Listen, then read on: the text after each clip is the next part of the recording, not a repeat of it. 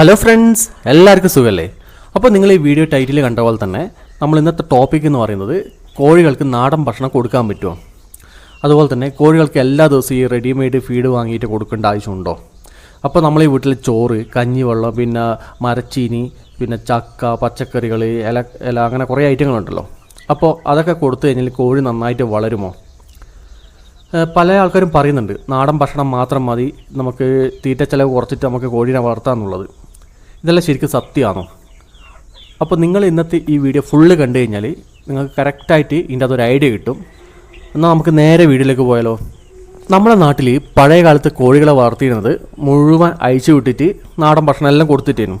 അത് നമ്മളെ തനി നാടൻ കോഴിയായിരുന്നു കേട്ടോ, അടയിരിക്കുന്ന ടൈപ്പ് തനി നാടൻ കോഴി. അത് രാവിലെ തുറന്നിട്ട് കഴിഞ്ഞാൽ പിന്നെ എന്താ പറയുക, കുറച്ച് വീട്ടിൽ വരുന്ന വേസ്റ്റ് അതൊക്കെയാണ് നമ്മളെ പറമ്പത്താട് എറിഞ്ഞു കൊടുത്തു കഴിഞ്ഞാൽ അവർ പോയി കൊത്തി തിന്നു. പിന്നെ പറമ്പിൽ പോയി വേണ്ടുന്ന എല്ലാം അവർക്ക് അവിടെ നിന്ന് കിട്ടും. അതുപോലെ തന്നെ അവരെ ശരീരഭാരം എന്ന് പറയുന്നത് വളരെ കുറവായിരുന്നു കേട്ടോ. ഇപ്പോഴത്തെ കോഴിനെ പോലെ ഒന്നുമില്ല, അവർക്ക് മാക്സിമം 1 കിലോ താഴെയൊക്കെ തൂക്കം ഉണ്ടായിരുന്നുള്ളൂ. അന്നത്തെ കോഴികളൊക്കെ ഇന്നത്തെ നമ്മളെ കേജ് സിസ്റ്റം പോലെ ഒന്നല്ല. അന്നത്തെ കോഴികളൊക്കെ ഭയങ്കര എന്താ പറയണ്ടേ, ആരോഗ്യത്തോടെ ജീവിച്ച കോഴികളായിരുന്നു. എന്താ പറയുക, നല്ല എനർജറ്റിക് ആയിരുന്നു, ആരോഗ്യത്തോടെ. നമുക്ക് പെട്ടെന്ന് അവരൊന്നും പിടിക്കാനൊന്നും കിട്ടില്ല, ഭയങ്കര ഓട്ടം ചാട്ടമൊക്കെ ആയിരിക്കും. അപ്പോൾ നമ്മളെല്ലാവരും ഡൗട്ട് അതേപോലെ തന്നെ നമ്മളെ ഇന്നത്തെ കോഴികളുണ്ട്, നമ്മളെ ഗ്രാമശ്രീ, BV380, പിന്നെ നമ്മുടെ കൈരളി, കരിങ്കോഴി, സൊണാലി, പിന്നെ ഹിൻഡി ബ്രോ, പിന്നെ സാസോ, അങ്ങനെ കുറേ ഇനങ്ങളുണ്ട്, കൈരളി. അപ്പോൾ ഈ പറഞ്ഞ കോഴികളൊക്കെ നമുക്ക് തീറ്റ ചിലവ് കുറച്ചിട്ട് വളർത്താൻ പറ്റുമെന്നാണ് നമ്മൾ ഇന്നത്തെ ഈ വീഡിയോയിൽ നമ്മൾ സംസാരിക്കാൻ പോകുന്നത്. കുറേ മുമ്പ് നമ്മളെ ഇവിടെ ഒരു കസ്റ്റമർ ഉണ്ടായിരുന്നു. അപ്പോൾ അവരായിട്ട് ഇങ്ങനെ സംസാരിക്കുകയുണ്ടായി. അപ്പോൾ അവർ എന്നോട് പറഞ്ഞൊരു കഥയാണ് ഞാൻ അവിടെ പറയുന്നത്. അവരെന്ന് വെച്ച് കഴിഞ്ഞാൽ ആദ്യം കൊടുത്തോണ്ടിരുന്നത് കടയിൽ നിന്ന് വാങ്ങിയ തീറ്റയാണ്. നമ്മളെ മുട്ടത്തീറ്റ ഉണ്ടല്ലോ, മുട്ടയിടുന്ന കോഴിക്ക് മുട്ടത്തീറ്റനും കൊടുത്തോണ്ടിരുന്നു. തരക്കേടില്ല രീതിയിൽ മുട്ട കാര്യങ്ങളൊക്കെ കിട്ടുന്നുണ്ടായിരുന്നു. പക്ഷേ തീറ്റ ചിലവ് കൂടിയതിന് ശേഷം അവരെന്ത് ചെയ്ത്, തീറ്റ ചിലവ് നേരെ കുറക്കാൻ വേണ്ടിയിട്ട് നേരെ പകുതിയായിട്ട് കുറച്ച് തീറ്റ കൊടുക്കുന്നത് നേരെ പകുതിയായിട്ട്, അതായത് മുട്ടത്തീറ്റ നേരെ പകുതിയാക്കിയിട്ട് അതിൻ്റെ പരം ബാക്കി വീട്ടിൽ നിന്നുള്ള വേസ്റ്റും കൊടുത്ത്. പിന്നെ ആദ്യത്തെ ഒരാഴ്ചയൊന്നും വലിയ കുഴപ്പമില്ല. ആ ഒരാഴ്ച കഴിഞ്ഞ് നോക്കുമ്പോൾ പിന്നെ ഇവരെ മുട്ട ഉൽപ്പാദനം ഭയങ്കരമായിട്ട് കുറഞ്ഞ് കോഴിയൊക്കെ ആകെ ഒരു ക്ഷീണിച്ച പോലെയുണ്ട്. അപ്പോൾ അവർ പറഞ്ഞത്, ഞാൻ മുട്ടത്തീറ്റയും കൊടുത്ത് പിന്നെ അതിൻ്റെ കൂട്ടത്തിൽ തന്നെ കുറച്ച് നമ്മുടെ ഈ ചോറ് അങ്ങനത്തെ വേസ്റ്റൊക്കെ ഉണ്ടാവുമല്ലോ, അതും കൊടുക്കാൻ തുടങ്ങി. അപ്പോൾ അങ്ങനെ കൊടുക്കുമ്പോഴുള്ള പ്രശ്നം എന്ന് വെച്ച് കഴിഞ്ഞാൽ ഈ മുട്ടത്തീറ്റ അവർക്ക് എന്താ പറഞ്ഞാൽ ഡെയിലി കിട്ടുന്ന അളവിൽ നിന്ന് കുറയുകയും ചെയ്ത് അവർക്ക് ആ കിട്ടുന്നത് പകുതിയായി. പിന്നെ ചോറിൻ്റെ അകത്ത് അറിയാലോ, ആഴ്ചയിലുള്ള പ്രോട്ടീൻ കണ്ടൻറ്റും കാര്യങ്ങളും ഒന്നും ഉണ്ടാവില്ല. അപ്പോൾ അതൊക്കെ ആകുമ്പോൾ കോഴി ക്ഷീണിക്കാൻ തുടങ്ങും. അപ്പോൾ നമ്മൾ ഓരോ ബ്രീഡിനും അതിൻ്റേതായ തീറ്റക്രമം കാര്യങ്ങളെല്ലാം ഉണ്ട്.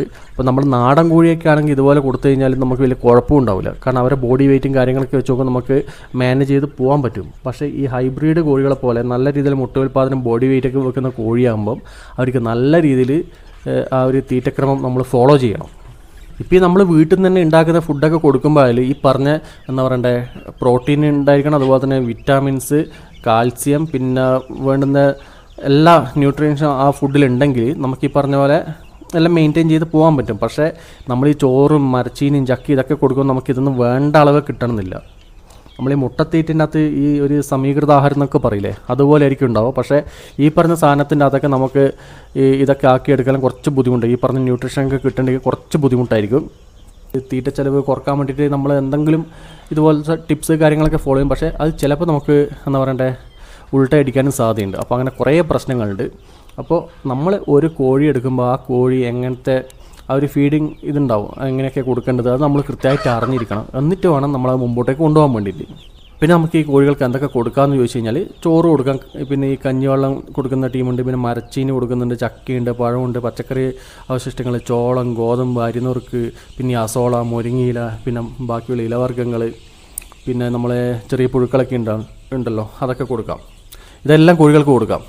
പക്ഷേ ഒരു കാര്യം ശ്രദ്ധിക്കേണ്ടത്, നമ്മൾ ഇത് മാത്രം കൊടുത്താൽ മതിയാവില്ല. കാരണം നമ്മളെ ഇപ്പോഴത്തെ അധികം ആൾക്കാരും വളർത്തുന്ന നമ്മൾ നാടൻ കോഴി എടുക്കുന്നില്ല കേട്ടോ, നമ്മൾ നാടൻ കോഴി കാറ്റഗറി കൂട്ടുന്നില്ല. പക്ഷേ ഇപ്പോഴത്തെ ആൾക്കാർ അധികം വളർത്തുന്നത് ഹൈബ്രിഡ് ആയിരിക്കും. നമ്മളെ ഗ്രാമശ്രീ, പിന്നെ BV380 അങ്ങനത്തെ കുറേ കോഴികളായിരിക്കും. പിന്നെ BV380 നമുക്ക് പിന്നെ ഈ കാറ്റഗറി ഉൾപ്പെടുത്തേണ്ട ആവശ്യമില്ല. അത് ഫുള്ള് നമ്മളെ മുട്ടത്തീറ്റ മാത്രം കൊടുത്ത് വളർത്താൻ പറ്റുന്ന ഒരു തരം കോഴിയാണ്. ഇപ്പം ഈ ഗ്രാമശ്രീ, കൈരളി, ഈ പറയുന്ന കോഴികളൊക്കെ നമുക്ക് എന്താ പറയണ്ടേ, അയച്ചു വിട്ടിട്ടും വളർത്താം. ഈ പറഞ്ഞ രീതിയിൽ തന്നെ നമ്മളെ വീട്ടിലെ വേസ്റ്റും നമ്മളെ കുറച്ച് മുട്ടത്തീറ്റയൊക്കെ കൊടുത്ത് വളർത്താൻ പറ്റും. പക്ഷെ അതൊക്കെ ഒരു അളവ് എപ്പോഴും നമ്മൾ ശ്രദ്ധിക്കണം. ഞാൻ പറഞ്ഞല്ലോ, ഈ കോഴികൾക്ക് വെറുതെ ഇങ്ങനെ വയറ് നിറഞ്ഞാൽ മാത്രം പോരാ. അവർക്ക് വേണ്ടത് പ്രോട്ടീൻ, കാൽസ്യം, പിന്നെ വിറ്റാമിൻസ്, അതിന് വേണ്ട ധാതുക്കൾ, അമിനോ ആസിഡ് എല്ലാം വേണം. ഇതൊക്കെ ഈ ഭക്ഷണത്തിൽ ഉൾപ്പെട്ടാലും മാത്രമേ കോഴികൾക്ക് കുറച്ച് നല്ല ഒരു പറഞ്ഞ പ്രൊഡക്ഷൻ റേറ്റ് കൂട്ടാൻ പറ്റുള്ളൂ. ഇതിൻ്റെയൊക്കെ അളവ് കുറയുന്നതാണെങ്കിൽ അപ്പോൾ എന്താ പറയണ്ടേ, വളർച്ചയും കുറയും, പിന്നെ അതുപോലെ മുട്ട ഉൽപ്പാദനം കുറയും. നമ്മളെ നാടൻ കോഴിയൊക്കെ അറിയില്ല. നാടൻ കോഴിയൊക്കെ നമുക്കെന്ന് വെച്ച് കഴിഞ്ഞാൽ മുട്ട കിട്ടുന്നതിൻ്റെ അളവ് നമ്മൾ ഈ ഗ്രാമശ്രീ, സൊണാലി പോലത്തെ കോഴി നമ്മുടെ കിട്ടുന്ന മുട്ടേൻ്റെ അളവ് നല്ല വ്യത്യാസം ഉണ്ടാവുമല്ലോ. അപ്പോൾ അതിന് കണക്കായിട്ട് വ്യത്യാസം ഇവിടെ വരുമ്പോൾ ആ കോഴികളുടെ ഡയറ്റ് നമ്മൾ കൃത്യമായിട്ട് നോക്കണം. ഇപ്പം എൻ്റെ ഒരു അഭിപ്രായം എന്താ ചോദിച്ചു കഴിഞ്ഞാൽ, നമ്മളിപ്പോൾ ഈ ഗ്രാമശ്രീ ഇതുപോലത്തെ കോഴികളൊക്കെ വളർത്തുമ്പോൾ നമ്മൾ ഈ തീറ്റ ചിലവ് കുറച്ച് വളർത്താൻ വേണ്ടി വളർത്തുമ്പോൾ നമ്മൾ ആദ്യം ആ ബ്രീഡ് കറക്റ്റായിട്ട് സെലക്ട് ചെയ്യണം. അത് സെലക്ട് ചെയ്തിട്ട് 100% നമ്മൾ നാടൻ ഭക്ഷണം കൊടുക്കേണ്ട ആവശ്യമില്ല. ഓക്കെ, പകുതി നാടൻ ഭക്ഷണം, പകുതി ഇപ്പോൾ ഒരു 50% നാടൻ ഭക്ഷണവും 50% മുട്ടത്തീറ്റയും, ഈ ഒരു അളവ് കൊടുത്തു കഴിഞ്ഞാൽ നമുക്ക് ഈ പറയുന്ന കോഴികളൊക്കെ നല്ല രീതിയിൽ വളർത്തിയെടുക്കാം.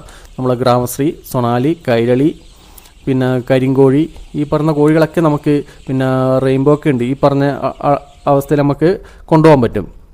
അതായത് 50% തീറ്റ, 50% നാടൻ ഭക്ഷണം, അങ്ങനെ കൊടുത്തു കഴിഞ്ഞാൽ നമുക്ക് ആ പറഞ്ഞൊരു പ്രൊഡക്ഷൻ, നമുക്ക് ആ ഒരു എഗ്ഗിൻ്റെയും ഇറച്ചിൻ്റെ ഒക്കെ പ്രൊഡക്ഷൻ ആ ഒരു അളവിൽ നമുക്ക് കിട്ടും. അപ്പോൾ ഇങ്ങനെ ചെയ്യുമ്പോൾ നമുക്കെന്ന് വെച്ചാൽ മുട്ടത്തീറ്റ പകുതിയെ വേണ്ടും, മുട്ടത്തീറ്റ പകുതി പൈസക്ക് മുട്ടത്തീറ്റയായി, പിന്നെ പകുതി നമ്മളെ നാടൻ ഭക്ഷണമായി. ഇപ്പം നമ്മൾ നേരെ മറിച്ചിട്ട് നമ്മൾ ഫുള്ള് മുട്ടത്തീറ്റ കൊടുക്കുന്നതാണെങ്കിൽ നമുക്ക് ആ ഒരു കിലോക്ക് 38 ഉറുപ്പ്യ വരും, 38-40 ഉറുപ്പ്യല്ലായി ഇപ്പോൾ ചില സ്ഥലത്ത്. അപ്പോൾ അത്രയും വരും ഒരു കിലോക്ക് പറയുന്നത്.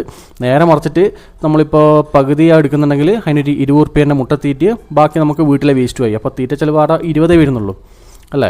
അപ്പോൾ അത് നമ്മളെപ്പോഴും മനസ്സിലാക്കിയിട്ട് മുമ്പോട്ടേക്ക് കൊണ്ടുപോവുക. അതുപോലെ തന്നെ കോഴികൾക്ക് നമ്മൾ നാടൻ ഭക്ഷണം കൊടുക്കുമ്പോൾ നോക്കണത് അധികം പഴകിയിട്ടുള്ള ഭക്ഷണമൊന്നും കൊടുക്കരുത്. ഓക്കെ, കാരണം പണ്ടത്തെ പോലെയൊന്നുമല്ല. പണ്ടത്തെ കോഴികൾ നമ്മൾ ഒന്നും നോക്കുമൊന്നുമില്ല, അയച്ചങ്ങ് വിട്ട് കഴിഞ്ഞാൽ വിട്ടാകും. പക്ഷേ ഇപ്പോഴത്തെ ഹൈബ്രിഡ് കോഴിയൊക്കെ ആകുമ്പോൾ നമ്മൾ കുറച്ചൊന്ന് കെയർ ചെയ്യണം. ഓക്കെ, അത് കാരണം എന്താണെന്ന് വെച്ച് കഴിഞ്ഞാൽ നമ്മളിപ്പോൾ ചിലപ്പോൾ നല്ല രീതിയിൽ കെയറിംഗ് ഒന്നും കൊടുത്തില്ല, ചിലപ്പം കോഴികൾക്ക് രോഗങ്ങളൊക്കെ ബാധിക്കാനുള്ള സാധ്യതയുണ്ട്.